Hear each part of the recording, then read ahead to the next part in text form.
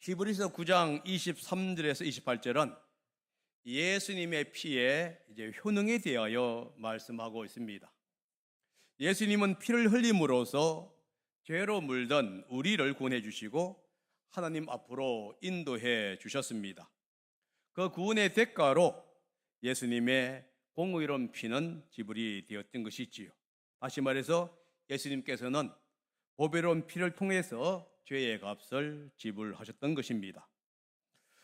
미국 어느 지역에 있었던 일입니다. 그 지역에서 제일 큰 부잣집 며느리가 도박병이 있어서 백화점에만 가면은 물건을 훔쳐옵니다.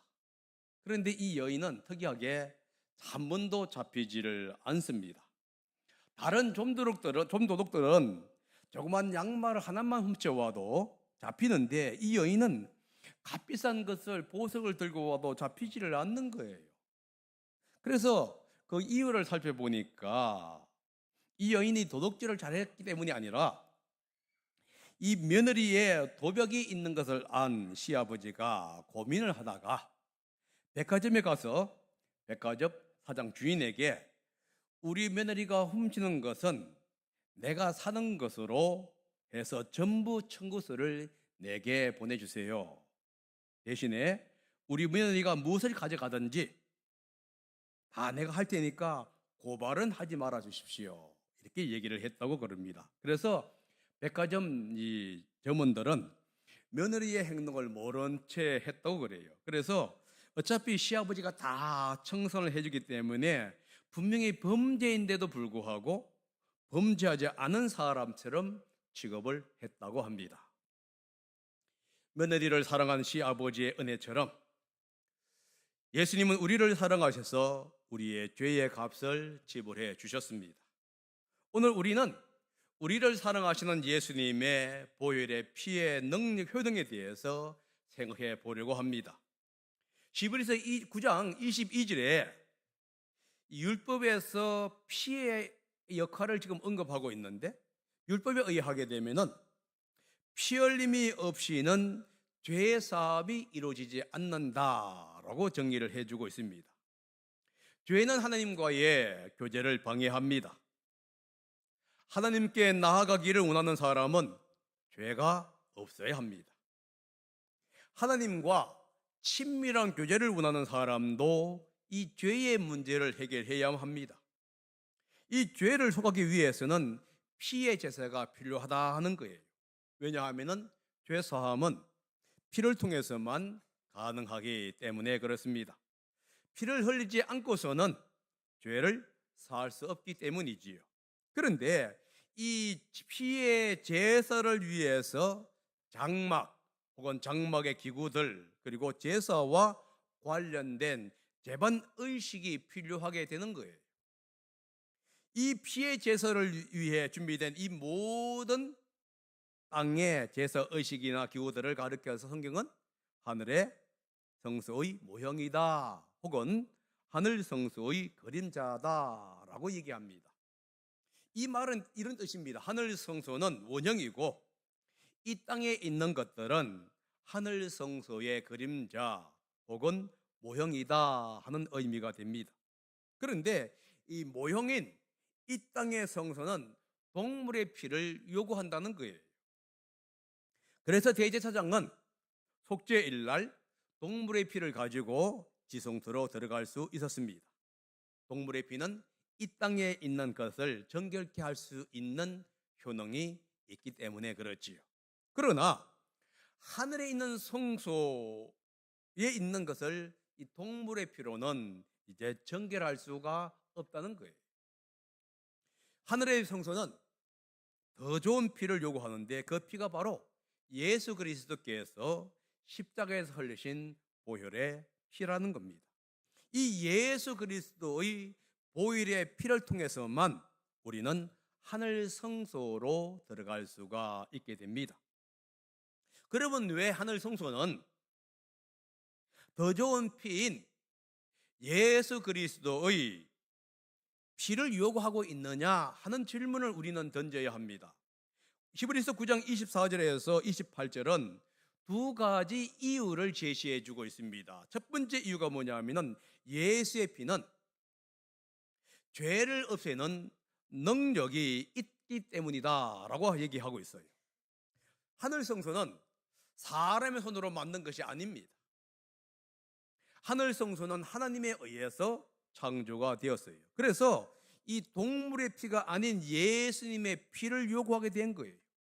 24절에 이렇게 얘기합니다. 이 땅의 성소를 가리켜서 손으로 만든 성소라고 표현하고 있어요. 그런데 예수님은 손으로 만든 이 땅의 성소에 들어가지를 않았습니다.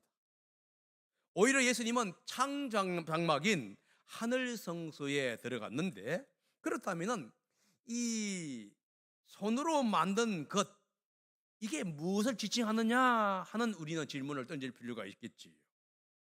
구약 성경에서 일반적으로 손으로 만들어진 것, 이것은 우상 숭배나 우상을 지칭할 때 사용을 했습니다. 레위기서 26장 1절을 한번 읽어봅니다. 시작. 너희는 우상을 만들거나 조각한 신상을 세우거나 돌기둥을 세워서는 안 된다. 또 너희가 사는 땅에서 조각한 신상을 세우고 그것들에게 절해서는 안 된다. 나는 주 너희의 하나님이다. 레위기뿐만 아니라 성경의 많은 구절에서 사람의 손으로 만든 것을 가르쳐서 얘기할 때 구약 성경에서는 일반적으로 우상 신전 혹은 우상 물건들을 얘기할 때에 손으로 만든 것, 이렇게 얘기합니다. 신약에서도 마찬가지를 얘기하고 있는데요, 손으로 만든 것을 가리켜서 이방 신전과 관련을 시키지요. 사도행전 17장 24절입니다. 보게 되면은 읽어보십시오. 시작. 창조하신 하나님께서는 하늘과 땅의 주인이므로 사람의 손으로 지은 신전에 거하지 않았습니다. 여기서 이 실수가 났습니다. 우주가 아니고 우리 주와 그 안에 있는 모든 것이에요. 이게 제가 사도행전 17절을 하다 보니까 다시 읽어보다 보니까 다시 이게 우리자를 빼버렸어요. 그러다 보니까 우주와, 인데 그게 아니고 우리 주와 그 안에 있는 모든 것을 창조하신 하나님께서는 하늘과 땅의 주인이시므로 사람의 손으로 지은 신전에 거하지 않으십니다. 여기서도 뭘 얘기하고 있죠? 사람의 손으로 지은 것, 우상 신전을 얘기하는 것이지요. 그런데 과연 히브리서 저자가 손으로 만든 것을 우상 숭배와 연결시켰을 것이냐 하는 질문을 우리는 던질 수밖에 없지요. 왜냐하면 히브리서 8장 5절에 이렇게 기록하고 있습니다. 그러나 그들은 하늘에 있는 것들의 모형과 그림자에 지나지 않는 땅에 있는 성전에서 섬깁니다. 모세가 장막을 세우려고 할 때에 너는 명심하여 내가 산에서 내게 보여준 그 모형을 따라 모든 것을 만들어라 하고 말씀하신 하나님의 지시를 받은 것입니다. 히브리서 저자가 뭔 얘기하고 있냐 하면은 이 땅에 있는 성전은, 또 장막은 하나님의 명령에 따라서 지었다, 이렇게 얘기하고 있어요. 그렇다고 한다면은 이 히브리서 저자가 손으로 지은 땅의 장막을 언급을 하면서 우상을 가리키는 신전이라고 얘기했을 가능성이 있느냐 하는 거예요. 또한 하나님이 우상 신전을 지으라고, 다시 말해서 예루살렘 성전이라든가 하나님의 장막을 우상 성전으로 지으라고 얘기를 했을 것이냐 하는 의문을 들게 되겠지요. 오히려 이렇게 봐야 합니다. 하늘의 장막과 대조하면서 손으로 지은 이 땅의 장막 성전은 영원하지 않고 소멸된다. 다시 말해서 하늘의 것은 영원하고 이 땅의 것은 영원하지 않다고 하는 의미 속에서 손으로 지은 것, 이렇게 얘기했을 겁니다. 그런데도 불구하고 그가 정말로 구약을 잘 알고 있는 그가 의도적으로 손으로 지은 것, 이렇게 언급을 했을 때 빼도 되는데 했다면 의도가 있었던 겁니다. 그 이유가 뭐냐? 더 좋은 것이 왔는데도 불구하고 다시 레위 계통의 제사로 돌아간다면 그것은 우상 숭배와 비교할 수 있다는 점을 강조하고 있는 것이 아니겠는가라고 얘기할 수가 있어요. 다시 말해서 예수 그리스도의 은혜로 구원받은 성도들이 다시 율법 아래로 들어가려고 하는 것은 우상 숭배와 같은 것이다 하는 거예요.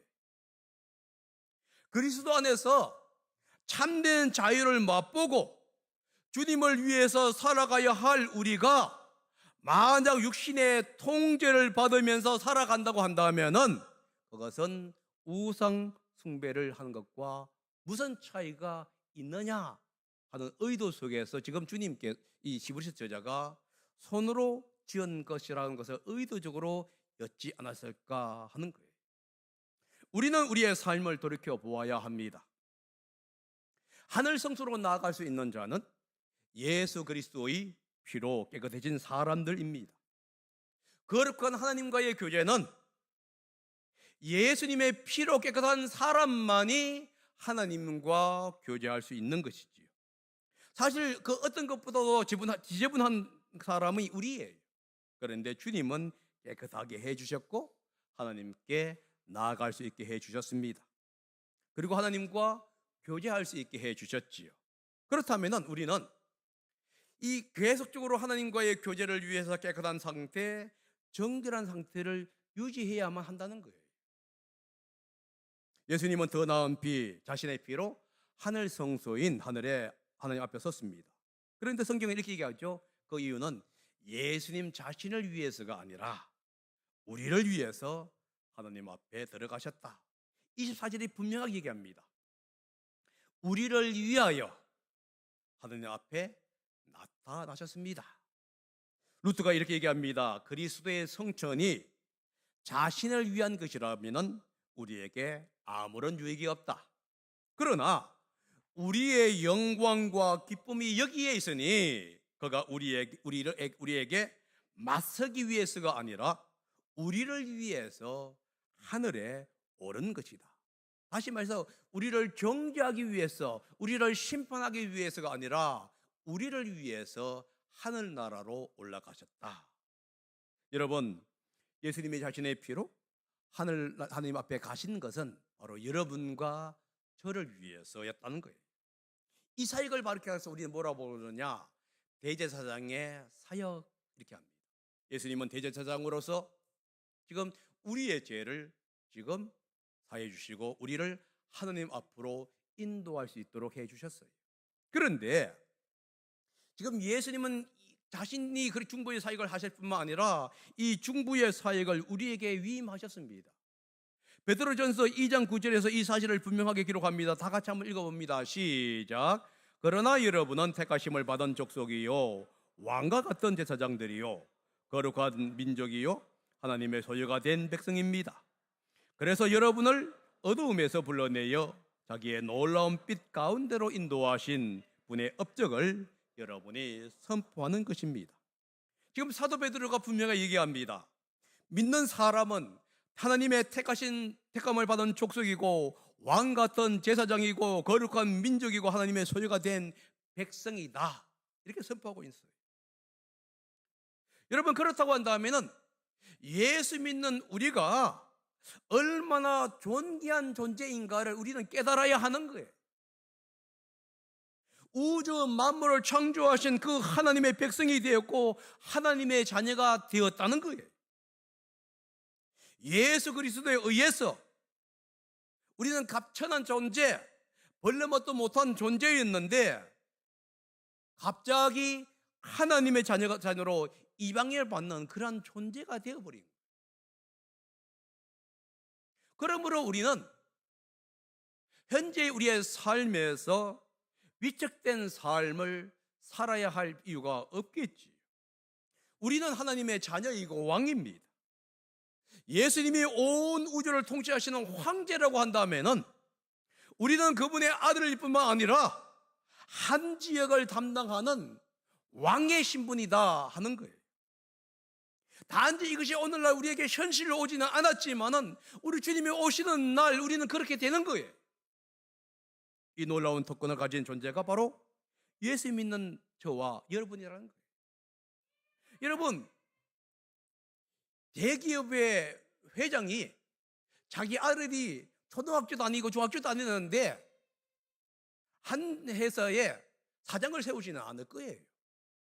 대학을 나오고 훈련을 다 받은 후에나 비로소 이제 사장으로 임명할 게 아니겠습니까?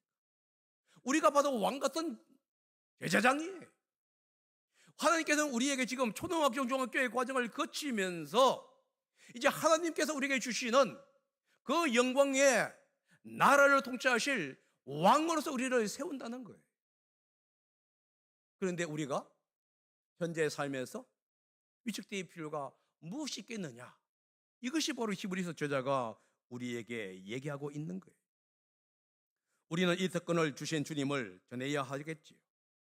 예수님께서 우리를 위해서 자신의 피를 흘렸다고 한다면은 이제 왕 같은 재성이 된 우리는 예수님을 위해서 우리는 살아가야 할 필요가 있습니다. 우리에게 놀라운 은혜를 주시고 우리를 하나님께 나아가서 왕 같은 제사장의 직분을 주신 그 예수님을 우리는 섬겨야 하는 것이고 사랑해야만 하는 거예요. 그래서 버야피들을 정하고 그들을 위해서 기도하고 그들을 위해서 섬겨야 합니다. 그리고 그들도 이 놀라운 하나님의 축복의 자리에 참석할 수 있도록 우리는 그 일을 감당해야 하는 거예요. 우리를 위해서 보혈의 피로 하나님 앞에 가신 예수님은 해마다 짐승의 피를 가지고 성소로 들어가는 아론 계통의 제사장과 다릅니다. 아론 계통의 제사장들은 하나님께 들어가기 위해서 매년 짐승의 피를 흘려야겠지요. 하지만 예수님께서는 매년 자신의 피를 흘릴 필요가 없었습니다. 왜냐하면 예수님은 더 나은 제물이기 때문에 그렇습니다. 만약에 예수님이 몸을 여러 번 바쳐야 한다고 한다면은 히브리서 저자가 이렇게 합니다. 태초부터 번번이 자신을 드렸어야 할 것이다. 22절에 그 얘기하고 있습니다. 한번 보십시다. 시작. 그리스도께서 그 몸을 여러 번 바쳐서야 하셨다면 그는 창세 이래로 여러 번 고난을 받아야 하셨을 것입니다. 그러나 이제 그는 자기를 희생 제물로 드려서 죄를 없이 하시기 위하여 시대의 종말에 단 한 번 나타나셨습니다. 이 말이 무슨 뜻이냐 하면은 예수님의 한 번의 죽음이 우리의 죄를 속하기에 충분하지 않았다고 한다면은 예수님은 천지 창조하신 이래 몇 번이고 이 세상에 와서 십자가에 못 박혀야 했을 것이다, 이런 뜻이에요. 그러나 우리 유조 예수님은 마지막 시대에 딱 한 번 이 땅에 오셨고 십자가에 돌아가셨습니다. 그리고 그 한 번의 죽으심으로 영원한 구속을 완성하신 것이지. 이것이 바로 예수 그리스도의 보혈의 피의 능력이에요. 우리를 위해서 흘리신 예수님의 피입니다. 그러므로 예수님의 피로 해서 우리의 죄는 사해진 거예요. 그래서 예수님 믿는 사람들은 그 죄가 영원히 사라지는 겁니다. 왜 예수님의 피가 필요하느냐? 바로 피가 우리의 죄를 사하는 능력이 있기 때문에 그렇지. 두 번째, 왜 하늘 성소는 예수님의 피를 요구하느냐 이겁니다. 예수님의 피가 미래 구원을 제공하는 기초가 되기 때문에 그렇습니다. 여러분, 우리의 죄가 영원히 사라졌다는 말은 다른 말로 말을 하게 되면은 죽음에 대한 두려움이 사라졌다, 이런 의미가 돼요. 사람은 죽음에 대해서 두려워합니다. 이유는 뭐냐? 죽음은 사람이 이길 수 없는 영원한 원수이기 때문에 그렇지요. 죽음은 무소불위의 힘을 가지고 있어요. 그 어떤 것도 죽음 앞에서 아무런 힘을 발휘할 수가 없어요. 이 세상에 누구도 죽음에서 면제가 된 사람은 없는 것이죠. 단 한 분, 예수 그리스도만이 죽음의 세력을 이길 수가 있었던 것입니다. 그래서 예수 안에 있는 사람은 죽는다는 표현을 쓰는 대신에 잠을 잔다는 표현을 자주 사용합니다. 믿는 사람은 죽음은 잠시 암시가는 그런 형태예요. 다시 말해서 새로운 시작을 위해서 먼저 잠시 쉬는 것을 가리켜서 죽음이라고 표현하는 거예요. 그래서 믿는 사람은 죽음을 두려워할 필요가 없는 거예요. 오히려 믿지 않는 사람들의 죽음을 두려워합니다. 왜냐하면 사람은 한 번은 반드시 죽어야 하기 때문에 그래요. 그리고 이거 죽음은 사람에게 정해진 운명입니다. 그런데 사람이 죽음을 두려워하는 이유는 따로 있어요. 뭐냐면 죽음 뒤에 심판이 있기 때문에 그래요. 많은 사람들은 죽음은 그만이라고 얘기합니다. 죽음은 그만이기 때문에 이 땅에서 끝까지 살려고 발부둥 치는 거예요. 죽음은 그만이기 때문에 이 땅에서 잘 먹고 잘 살려고만 하는 거예요. 그런데 죽음은 끝이 아니라 죽음 후에는 심판이 있습니다. 죽음은 인간에게 정해진 것이라고 한다면은 죽음 후에 심판도 인간에게 반드시 정해진 것이라는 거예요. 사람은 죽으면 만물의 심판자이신 창조주 하나님 앞에 서게 됩니다.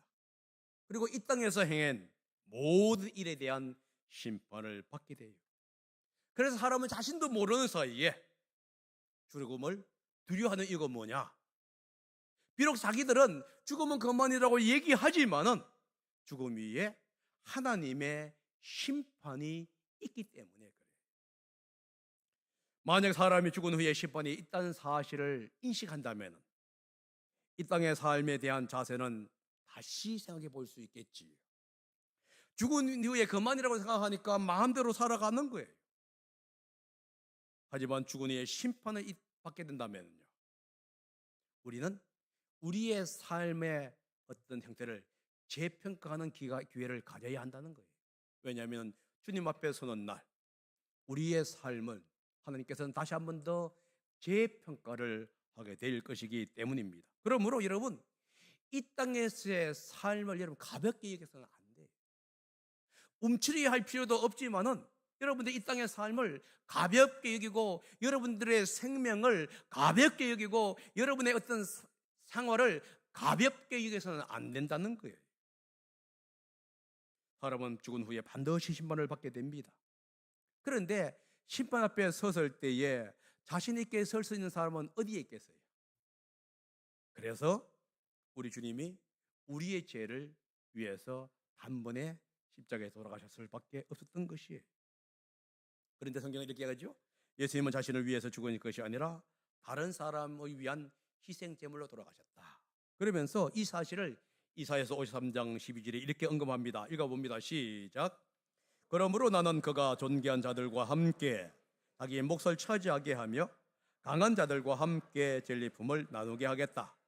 그는 죽은 데까지 자기의 영혼을 서슴없이 내맡기고 남들이 죄인처럼 여기는 것도 마다하지 않았다.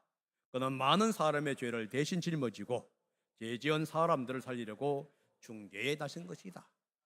지금 예수님의 모습이지요. 예수님이 태어나기 전 700년 전에 이미 예수님께서 우리의 죄를 위해서 죽을 것을 얘기합니다. 사람은 죽는 것은 죄의 결과예요. 그러나 예수님의 죽으심은 죄의 결과가 아니라 범죄한 우리의 죄를 위한 대속의 죽음이라고 지금 말씀하고 있습니다.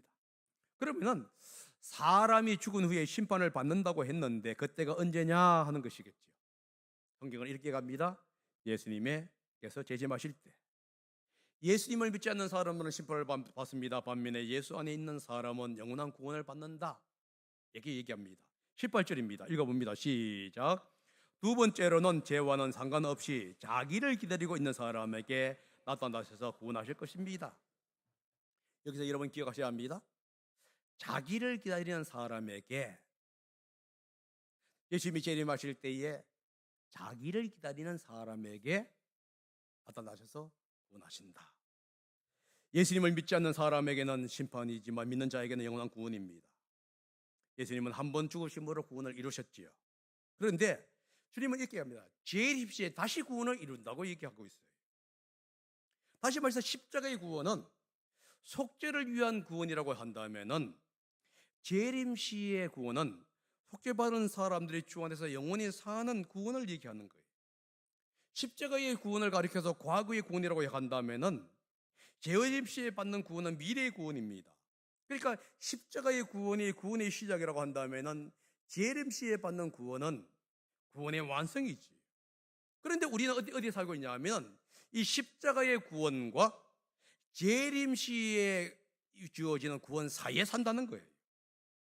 그래서 우리는 현재의 삶을 십자가의 구원의 근거에서 살아가야 하는 거예요.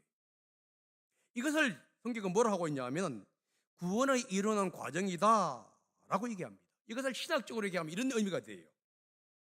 십자가의 구원을 가리켜서 칭의라고 얘기한다면 재림시의 구원을 갖고 영화 이렇게 얘기합니다.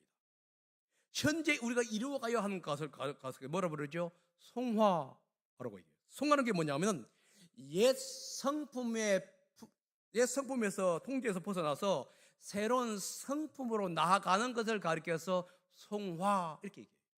이것을 여러분 어려우니까 쉽게 설명해 줍니다. 여러분 전쟁과 전투를 아시는가요?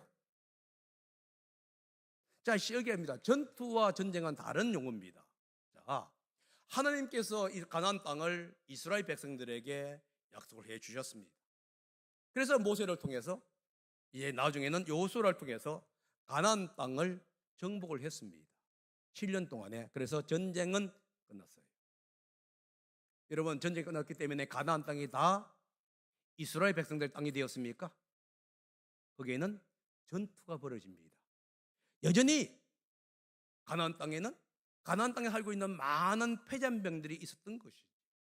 그들과 계속적으로 이스라엘 백성들은 전투를 하는 거예요. 예수님의 십자가의 사건은 전쟁입니다.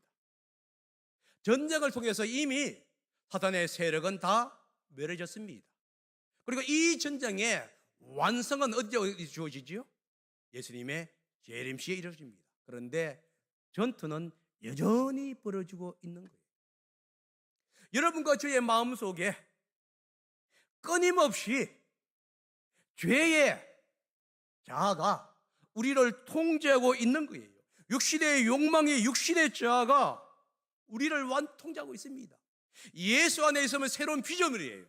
그렇다고 해서 우리가 육신의 욕망, 육신의 자아에서 벗어났다는 것은 얘기하는 것은 아니라는 거예요. 우리는 여전히 주님 믿기 전에 옛자아, 육신의 성품인 이 낡고 지저분한 성품 속에 우리는 속해 있는 거예요. 그래서 바울이 얘기하고 있냐면 두렵고 떨림으로 구원을 이루어가라 이렇게 얘기하고 있는 거예요.